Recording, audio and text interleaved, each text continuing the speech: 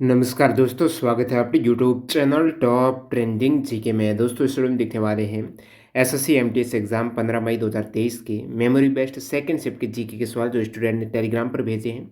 सभी 25 सवाल जीके के मिल चुके हैं और अलग अंदाज से यहाँ पर एनालिसिस करने वाले हैं। यानी जो 25 सवाल अपन को जीके के मिले हैं वो सब्जेक्ट वाइज कवर करेंगे, यानी किस टॉपिक से किस सब्जेक्ट से कौन सा और कितने सवाल पूछे गए। जैसे कि आप देख सकते हो सेकेंड शिफ्ट का ये कुछ सिनेरियो रहा है।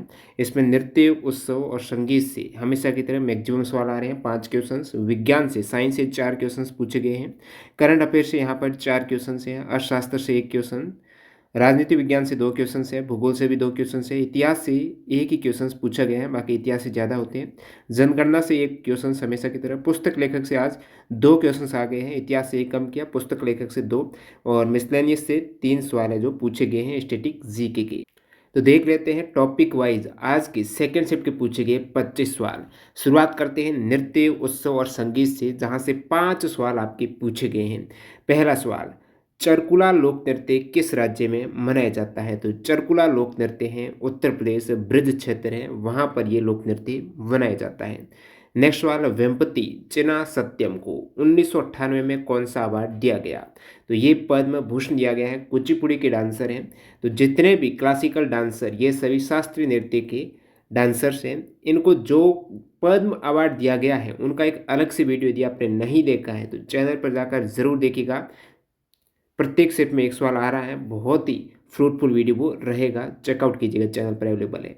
या फिर डायरेक्टली सर्च कर लो पद्म अवार्डी क्लासिकल डांसर्स, तो आपको मिल जाएगा यूट्यूब पर।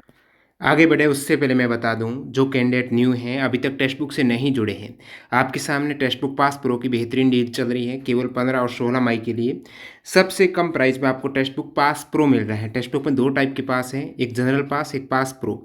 पास प्रो में एडवांस लेवल के फीचर होते हैं जो आपके एग्ज़ाम को स्मार्ट वर्क के तौर पर नेक्स्ट लेवल तक लेकर जाता है आपकी तैयारी को। क्योंकि पास प्रो में प्रीवियस ईयर के बेस पर एक तो आपको प्रीवियस ईयर के ही मॉक टेस्ट के रूप में आप प्रैक्टिस कर सकते हो जो प्रीवियस ईयर के पेपर आए हैं। सेकंड, प्रीवियस ईयर के बेस पर सारे मॉक टेस्ट रहते हैं और अनलिमिटेड टाइम आप रिवाइज दोबारा मॉक टेस्ट भी यहाँ पर अटेम्प्ट कर सकते हो, लाइव टेस्ट भी रहते हैं। तो न्यू कैंडिडेट है, टेक्स्ट बुक पास प्रो से जुड़ सकते हो। ईयरली वैलिडिटी मिल जाती है टीटीजे के कूपन कोड के साथ में 449 रुपये में। और बाकी यदि आप टेक्स्ट बुक केवल पास लेते हो, ईयरली टेक्स्ट बुक पास, वो अभी आपको 359 में मिल रहा है। तो इससे अच्छा टेक्स्ट बुक पास प्रो ले लो, केवल 2 दिन के लिए ऑफर है। लिंक डिस्क्रिप्शन बॉक्स में है, चेकआउट कर सकते हो। क्योंकि टेक्स्ट बुक पर सभी एग्जाम्स के मॉक टेस्ट आपको एक ही पास में मिल जाते हैं। यानी 600 प्लस एग्जाम्स के जितने भी स्टेट और सेंट्रल एग्जाम्स होते हैं, सभी एग्जाम्स के मॉक टेस्ट आपको टेक्स्ट बुक में मिल जाएंगे। लिंक डिस्क्रिप्शन बॉक्स में टीटीजी के कूपन कोड से चेकआउट कर सकते हो। अगला सवाल जो आपको पूछा गया है, सितार वादक कौन है? तो सितार वादक में इनमें से जो भी आपका ऑप्शन में था करेक्ट कर सकते थे। उमाशंकर मिश्र एक सितार वादक हैं, पंडित रविशंकर सितार, बुद्धादित्य मुखर्जी, विलायत खां भी सितार वादक हैं, शाहिद परवेज, वंदे हसन, ये सभी सितार प्लेयर हैं। कौन ओडिसी नृत्य से संबंधित कलाकार हैं? ओडिसी नृत्य से संबंधित ये सभी, केलुचरण महापात्रा का नाम आता है प्रमुख रूप से, इंद्राणी रहमान है, चार्ल्स फैब्री, गुरु पंकज चरण दास हैं, सोनल मान सिंह, शेरॉन, इन सभी को पद्म अवार्ड मिल चुका है और ये सभी ओडिसी डांसर हैं। होला मोहल्ला उत्सव किसके द्वारा मनाया जाता है? किस होला समुदाय के द्वारा होला मोहल्ला उत्सव मनाया जाता है? यानी होली के नेक्स्ट डे होला मोहल्ला उत्सव है वो सिख समुदाय मनाता है। तो सिखों के पवित्र धर्म स्थान श्री आनंदपुर साहिब में होली के अगले दिन से लगने वाले मेले को होला मोहल्ला कहते हैं। इस त्यौहार को सिखों के 10वें गुरु श्री गोविंद सिंह जी के द्वारा नए तरीके से होली को मनाने की शुरुआत हुई। होला मोहल्ला उत्सव सिख समुदाय का। अब देख लेते हैं साइंस के पूछे गए 4 क्वेश्चंस। तो आपने देखा ऊपर उत्सव, नृत्य और संगीत से 5 सवाल, साइंस से 4 सवाल कौन से विज्ञान के। तो यहाँ पर सवाल नंबर 1, कौन सा संचारी रोग नहीं है? कम्युनिकेबल डिजीज कौन सी नहीं है? तो गैर संचारी रोग एक तरीके से आपको आंसर करना था, जो कि संचारी नहीं है, गैर संचारी है। तो गैर संचारी रोग जो कि एक दूसरे से, एक व्यक्ति से दूसरे व्यक्ति में ट्रांसफर नहीं हो सकता, ऐसे क्रोनिक डिजीज कौन सी है? कैंसर एक गैर संचारी रोग है। मधुमेह जो आप डायबिटीज़ बोलते हैं वो भी गैर संचारी है। हृदय संबंधित काफ़ी क्रोनिक डिजीज होती है वो भी गैर संचारी है। जंतु एवं पादप कोशिका से संबंधित गलत कथन, 4 प्रमुख अंतर बता देता हूं जंतु और पादप कोशिका की। अब पादप कोशिका की बात करें तो इसमें कोशिका भित्ति होती है, सेल वॉल। सेल वॉल है वो पादप कोशिका में तो पाई जाती है। और जंतु कोशिका, एनिमल सेल में कोई भी सेल वॉल नहीं होती, सेल मेम्ब्रेन जरूर होती है दोनों में। पादप कोशिका में हरित लवक पाया जाता है, क्लोरोप्लास्ट है वो पादप कोशिका में होता है जिससे पौधे भोजन स्वयं बनाते हैं, स्वपोषी। जंतु कोशिका में हरित लवक नहीं होता है, जंतु में पादप में होता है। नेक्स्ट बात करें, पादप कोशिकाओं में बड़ी रिक्तियां पाई जाती हैं, भोजन स्टोर बड़ी रिक्तियां पाई जाती है। जंतु कोशिका में रिक्तियों की कमी होती है। जंतु कोशिका में तारक काय है वो पाया जाता है, तारक काय है वो जंतु कोशिका में होता है, लेकिन जो सेंट्रोसोम तारक काय है वो पादप कोशिका में नहीं होता है, लाइसोसोम भी विकसित नहीं होता पादप कोशिका में। अपारदर्शी वस्तु पर, नेक्स्ट साइंस का सवाल, अपारदर्शी वस्तु पर सूर्य की किरणें आपतित होने से क्या होगा। अपारदर्शी, पारदर्शी का मतलब है ऐसा ऑब्जेक्ट जिससे सूर्य की किरण एक तरीके से अपवर्तित हो जाए, आर पार हो जाए, वो पारदर्शी होगा। अपारदर्शी में क्या होगा, ये सूर्य की किरणें आर पार नहीं हो पाएगी, तो वो क्या पड़ेगी, क्योंकि सूर्य की किरणें क्या करती है, जैसे यहाँ पर आपका कोई ऑब्जेक्ट रखा हुआ है तो सूर्य की किरणें सीधी निकलेगी, ऐसे मुड़ेगी नहीं, सीधी। सूर्य हमेशा प्रकाश की किरणें एक माध्यम में सीधी रेखा में गमन करती है, तो यहाँ पर आपको क्या बना हुआ नजर आएगा, छाया है। तो जब प्रकाश की किरणें किसी अपारदर्शी वस्तु से होती हुई जाती है तो वहाँ पर प्रतिछाया है, इमेज है, वो फॉर्म होती है। पौधों के लिए आवश्यक तत्व कौन से हैं, नेक्स्ट सवाल, पौधों के लिए वैसे एनपीके हैं वो 3 मुख्य पोषक तत्व पौधों के लिए आवश्यक हैं। एनपीके यानी नाइट्रोजन, फास्फोरस और पोटेशियम। और पौधों की वृद्धि के लिए जो ये पोषक तत्व मिलते हैं ना, ज़्यादातर ये इसका स्रोत मिट्टी से ही ये प्राप्त होते हैं, जिसमें पोटेशियम, नाइट्रोजन, फास्फोरस हैं। और 17 प्रमुख आवश्यक पोषक तत्व पौधों के लिए वो hydrogen, carbon, nitrogen, phosphorus, potassium, sulphur, calcium, magnesium, manganese, oxygen, chlorine, boron, निकल, जिंक, लोहा, कॉपर, मोलिब्डेनम, और ये सभी 17 आवश्यक पोषक तत्व पौधों के हैं। नेक्स्ट यहाँ पर करंट अफेयर्स के 4 सवाल पूछे गए हैं सेकंड शिफ्ट में। सवाल नंबर 1 देखो करंट अफेयर का, साहित्य में नोबेल प्राइज। अब नोबेल प्राइज की शुरुआत हुई, अब तक नोबेल प्राइज का सवाल नहीं था। तो साहित्य में, लिटरेचर में नोबेल प्राइज 2022 में दिया गया है, वो एनी एर्नॉक्स को दिया गया है। एनी एर्नॉक्स को साहित्य का नोबेल प्राइज 2022। और सभी सब्जेक्ट में जो नोबेल प्राइज दिया गया है, जैसे फिजिक्स में नोबेल प्राइज हैं वो 3 वैज्ञानिक, Alain Aspect, John F Clauser और एंटोन जिलिंगर को दिया गया है। केमिस्ट्री में कैरोलिन बर्टोजनी, मोर्टेन मेल्डन और बेरी सापलेस को दिया गया है। जो मेडिसिन का है वो स्वंते पाबो, याद रखना है, स्वंते पाबो मेडिसिन। अर्थशास्त्र का बेएनएस बर्नानके, डगलस डब्ल्यू डायमंड और फिलिप एच डाइविंग को दिया गया है। इकोनॉमिक्स का नोबेल शांति प्राइज है वो एलएस बालियास्की, मेमोरियल जो ह्यूमन राइट ऑर्गेनाइजेशन है रशिया में उसको, centre for civil liberties human rights organization यूक्रेनी को मिला है। ये तीनों को शांति का Nobel prize. Next current affairs 2022 formula 1 world championship के विजेता कौन रहे हैं।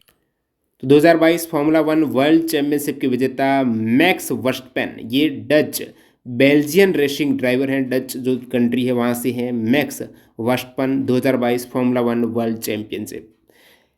काशी तमिल संगम किस मंत्रालय द्वारा आयोजित किया गया है। तो काशी तमिल संगम 2022 का करंट अफेयर्स है, अक्टूबर नवंबर के आसपास। तो शिक्षा मंत्रालय की ये पहल है। शिक्षा मंत्रालय के द्वारा अन्य मंत्रालय संस्कृति, कपड़ा, रेलवे हैं, ऐसे अन्य मंत्रालय साथ साथ उत्तर प्रदेश सरकार के सहयोग से ये काशी तमिल संगमम है वो आयोजित हुआ है। इसका उद्देश्य क्या है, उत्तर भारत और दक्षिण भारत यहाँ की जो परंपराएं हैं, संस्कृतियाँ हैं, इनको एकजुट नज़दीक लेके आना, समीप लेके आना, इस उद्देश्य से काशी तमिल संगमम है इसको उद्घाटन किया है वो पीएम मोदी जी ने उत्तर प्रदेश के वाराणसी से। और यहाँ पर कार्यान्वयन एजेंसी आईआईटी मद्रास और बीएचयू है। राष्ट्रमंडल खेल 2022 में गोल्ड मेडल विजेता, तो गोल्ड मेडल विजेता राष्ट्रमंडल खेल में काफ़ी खिलाड़ी रहे, तो ये सभी आप देख सकते हो। विशेषकर वेट लिफ्टिंग की बात करें तो मीराबाई चानू, जर्मी और अचिंता शेउरी, ये सभी वेट लिफ्टिंग में गोल्ड मेडल जीत चुके हैं। इसी प्रकार अदर आप स्पोर्ट में देख सकते हो, लॉन टेनिस में इन चारों ने जीता है, टेबल टेनिस में हो गया, पैरा पावर लिफ्टिंग में सुधीर ने, और बाकी रेसलिंग में बजरंग पूनिया, साक्षी मलिक, दीपक पूनिया, रवि कुमार दहिया, विनेश फोगाट, नवीन मलिक, ये सभी गोल्ड मेडलिस्ट हैं। भारत ने जो बर्मिंघम इंग्लैंड में 2022 में राष्ट्रमंडल खेल हुए हैं यहाँ पर चौथी रैंक हासिल की, जिसमें 22 गोल्ड, 16 सिल्वर, 23 ब्रॉन्ज के साथ 61 मेडल है। तो ये सभी 22 गोल्ड मेडलिस्ट आप देख पा रहे हो जहाँ से सवाल पूछे जा रहे हैं। इससे पहले भी आ चुका है। टेबल टेनिस में भाविना पटेल ने, बॉक्सिंग में नीतू घंगास और अमित पंघाल ने, इसी प्रकार एथलेटिक्स में जीता है एल्डोस पॉल ने। नेक्स्ट बॉक्सिंग का है वो निखत जरीन ने जीता है। टेबल टेनिस का किसने जीता है तो वो शरत अचंता और श्रीजा अकूला ने। बैडमिंटन में पीवी सिंधु, लक्ष्य सेन, चिराग शेट्टी और रैंकी रेड्डी हैं। टेबल टेनिस में शरत अचंता, ये सभी विनर्स रहे हैं। नेक्स्ट सवाल है इकोनॉमिक का, एक सवाल पूछा गया, भारत में जो करेंसी है उसको छापने का अधिकार किसके पास है। तो नोट छापने का अधिकार है रिजर्व बैंक ऑफ इंडिया के पास, और 1 रुपये को छोड़कर सभी नोट हैं वो आरबीआई प्रिंट करता है, जबकि 1 रुपये का नोट, सिक्का नहीं नोट की बात कर रहा हूँ, 1 रुपये का नोट वित्त मंत्रालय भारत सरकार की ओर से प्रिंट किया जाता है। तो 1 रुपये के छोड़कर सभी करेंसी आरबीआई, बाकी 1 रुपये का है वो वित्त मंत्रालय भारत सरकार। और जो 1 रुपये का नोट है या सिक्का है उस पर वित्त सचिव के हस्ताक्षर होते हैं, बाकी आरबीआई गवर्नर के होते हैं। और आरबीआई के पास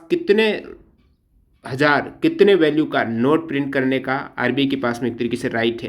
तो आरबीआई 10,000 मैक्सिमम बड़े से बड़ा 10,000 का नोट है वो प्रिंट कर सकता है। इससे बड़ा नोट छापने के लिए आरबीआई को सरकार से इजाज़त लेनी पड़ती है। और सबसे पहले जो 10,000 का नोट सबसे बड़ी वैल्यू का वो 1938 में प्रिंट किया गया था। नेक्स्ट सवाल यहाँ पर राजनीति से 2 सवाल पूछे गए पॉलिटी से। एक सवाल है राज्यपाल है वो कितने साल के कार्यकाल के लिए राज्य वित्त आयोग की नियुक्ति करता है। तो राज्यपाल 5 वर्ष के कार्यकाल के लिए राज्य वित्त आयोग की नियुक्ति करता है।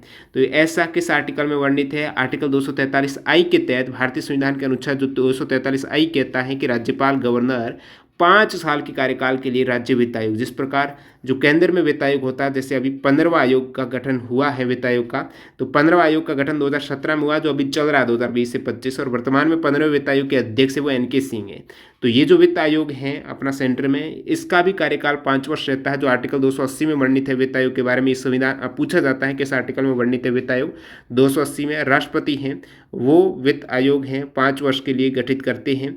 और यहाँ पर 14वें वित्त आयोग के अध्यक्ष थे डॉक्टर वाई रेड्डी, अभी वर्तमान में 15वें के एनके सिंह है। प्रथम वित्त आयोग जो 1951 में घोषणा हुई थी केसी न्यू के अध्यक्ष थे, 1952 से 57 तक रही।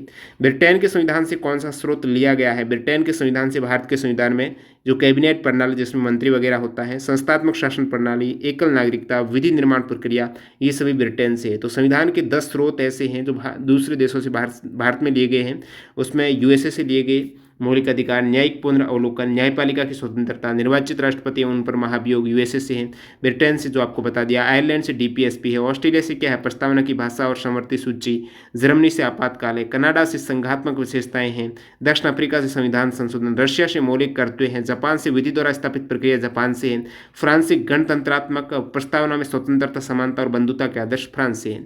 अब भूगोल से जो 2 सवाल पूछे गए वो देख लेते हैं। उत्तराखंड की सेकेंड सबसे ऊंची चोटी कौन सी है? यूके उत्तराखंड की सेकेंड सबसे ऊंची चोटी है वो कामेत है। कामेट ये दोस्तों चमोली डिस्ट्रिक्ट है, गढ़वाल क्षेत्र वहाँ पर पड़ती है। उत्तराखंड की सर्वोच्च शिखर है वो नंदा देवी है, जिसकी हाइट 7,816 है। उसके बाद कामेत की हाइट है 7,756। तो हिमालय की टॉप 3 आप चोटियाँ देखेंगे, जो हिमालय की टॉप 3 सर्वोच्च शिखर है हिमालय की, उसमें माउंट एवरेस्ट फर्स्ट है जिसकी हाइट 8,848 मीटर है। सेकंड K2 है जिसे आप गॉडविन ऑस्टिन बोलते हो, ये ट्रांस हिमालय के कारकोरम में है, 8,611। थर्ड जो कंचनजंगा है जो भारत की सर्वोच्च है, हिमालय की थर्ड है कंचनजंगा। तो ये हिमालय की टॉप 3 सर्वोच्च चोटियाँ। और भारत की टॉप 3 की बात करें तो सबसे ऊंची चोटी भारत की वो कंचनजंगा है, जो इंडिया नेपाल बॉर्डर पर है। केवल भारत में नहीं है, नेपाल के साथ भी है ये, और 8,586 मीटर की। भारत में ये सिक्किम में पड़ती है। नंदा देवी है, केवल पूर्णतः भारत में स्थित सबसे ऊंची चोटी है ना वो नंदा देवी है, जो अभी उत्तराखंड की सर्वोच्च आप शिखर कह रहे थे, कामेत सेकंड कह रहे थे। तो हाईएस्ट पीक जो केवल पूर्णतः भारत में है वो नंदा देवी 7,816 मीटर, बाकी ओवरऑल में सेकंड में है भारत पर कंचनजंगा के बाद। थर्ड जो हाईएस्ट पीक भारत में वो कामेत है। और जो गॉडविन ऑस्टिन है ये कंचनजंगा से बड़ा है, लेकिन ये भारत में नहीं है, ये पीओके में है, पाक ऑक्यूपाइड कश्मीर में है। नेक्स्ट सवाल, सुंदरवन भारत तथा किस देश में? ये भूगोल का सेकंड, सुंदरवन भारत और किस देश में स्थित विश्व का सबसे बड़ा नदी डेल्टा है? तो भारत और बांग्लादेश में ये फैला हुआ है। बंगाल की खाड़ी के मुहाने पर स्थित जो द्वीप समूह है वो सुंदरवन, जो गंगा, ब्रह्मपुत्र, मेघना नदियों की डेल्टा पर है। ये बंगाल टाइगर यहाँ पर पाया जाता है। तो ये भारत और बांग्लादेश पर है। इतिहास से एक सवाल जो पूछा गया कि ईस्ट इंडिया कंपनी से ब्रिटिश क्राउन को सत्ता का स्थानांतरण कब किया गया? जो ईस्ट इंडिया कंपनी के पास जो भी पावर था वो ब्रिटिश क्राउन के हाथों में कब चला गया था? 1858 के एक्ट में, जो 2 अगस्त 1858 को पारित हुआ था। जनगणना से प्रत्येक शिफ्ट में एक सवाल आ रहा, तो यहाँ पर सवाल पूछा गया है टोटल फर्टिलिटी रेट का कुल प्रजनन दर 2011 की सेंसस के अकॉर्डिंग क्या रही है? तो 2011 की जनगणना के अनुसार भारत में कुल टोटल फर्टिलिटी रेट है वो 2.4 थी। अब 2.4 का मतलब है एक महिला एवरेज अपने पूर्ण प्रजनन काल में 2.4 बच्चे एवरेज निकल के आ रहा है। तो यही होता है टोटल फर्टिलिटी रेट। एक महिला अपने संपूर्ण प्रजनन काल में जो 50 वर्ष के दौरान जितने बच्चे पैदा होते हैं उससे उस स्त्री की TFR कहते हैं, हम दो हमारे दो है, तो उससे थोड़ी ज़्यादा निकल के आ रही है।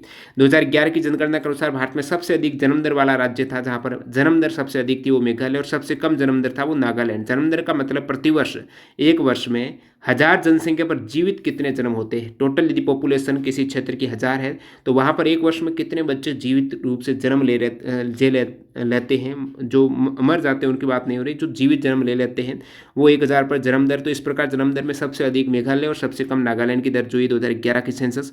और सर्वाधिक प्रजनन दर वो उत्तर प्रदेश की है। एक प्रजनन दर होती है, एक कुल प्रजनन दर सर्वाधिक मध्य प्रदेश की है शायद, और प्रजनन दर सर्वाधिक है वो उत्तर प्रदेश की है, उसके बाद महाराष्ट्र की है और फिर बिहार की है। सॉरी, कुल प्रजनन दर बिहार की सबसे अधिक है। प्रजनन दर और कुल प्रजनन दर दोनों अलग अलग है, क्योंकि जो फर्टिलिटी रेट है, प्रजनन दर है, वो बच्चा पैदा कर सकने वाली आयु वाली 1000 स्त्रियों की इकाई के पीछे जीवित जन्मे बच्चों की संख्या है। और टोटल फर्टिलिटी रेट में एक महिला के एवरेज कितने बच्चे हो जाते हैं उनकी फर्टिलिटी पीरियड में। और फर्टिलिटी रेट केवल प्रजनन दर की बात करें तो जो बच्चा पैदा कर सकने वाली आयु वाली जो लेडीज हैं वो प्रति 1000 स्त्री जो बच्चा पैदा कर सकती हैं, तो इकाई, तो उन 1000 स्त्रियों के कितने जीवित जन्मे बच्चों की संख्या है वो फर्टिलिटी रेट आ जाती है। आमतौर पर 15 से 49 वर्ष में जो पीरियड माना जाता है फर्टिलिटी का। नेक्स्ट यहाँ पर पुस्तक और ऑथर के 2 सवाल हैं। एक सवाल है द ब्लू अम्ब्रेला पुस्तक के लेखक रस्किन बॉन्ड है।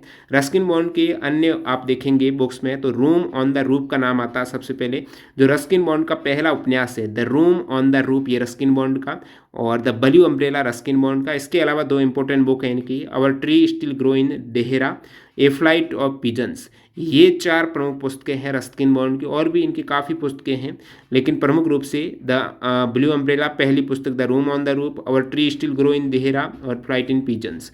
नेक्स्ट यहाँ पर बुक्स का एक और सवाल है, गॉड ऑफ स्मॉल थिंग्स पुस्तक के लेखक कौन है? अरुंधति रॉय।